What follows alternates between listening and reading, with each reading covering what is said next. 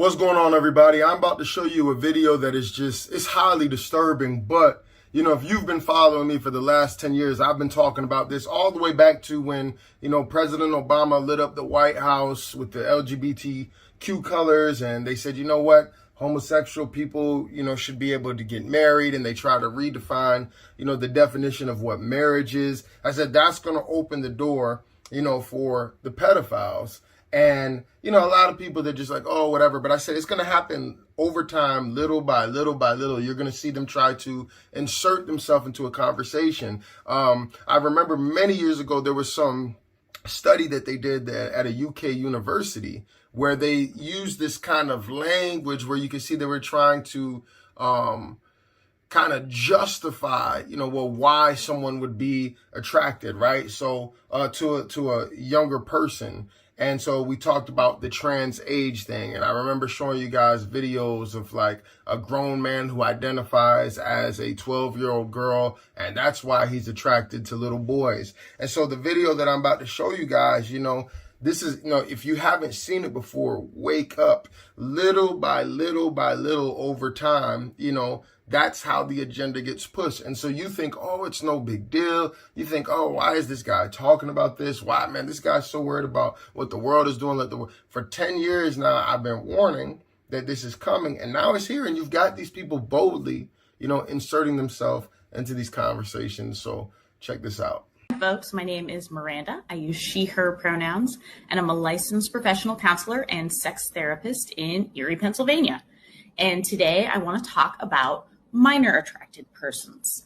And I want to talk about minor attracted persons because they are probably the most vilified population of folks in our culture. And most folks are making incorrect assumptions about them without actually knowing much about them. And those assumptions create harm for an already marginalized population. You may have noticed that I'm using the term minor attracted persons, sometimes abbreviated to MAPS, instead of the more commonly used term pedophile. And I'm doing this because the term pedophile has moved from being a diagnostic label to being a judgmental, hurtful insult that we hurl at people in order to harm them or slander them. I also prefer person-first language that recognizes that any label we might apply to a person is only part of who they are and doesn't represent everything that they are. We are all people first with many different facets or parts of ourselves, and this includes folks who are attracted to minors. So to start with, let's talk about what a minor attracted person is. Now, obviously, that is a demonic spirit. There's no doubt about it. There's an antichrist spirit, that it's more obvious, because it's disgusting.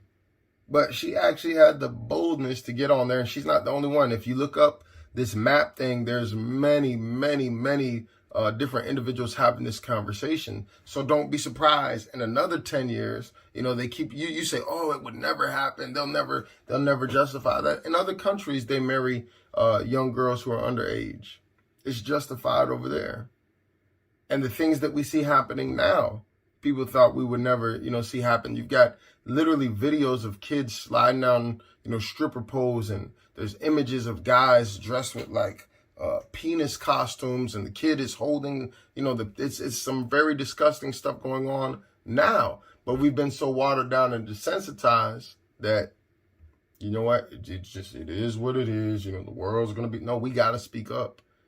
This next generation of children, they have to see somebody standing up and being bold and speaking out against this stuff. We don't have to bow down.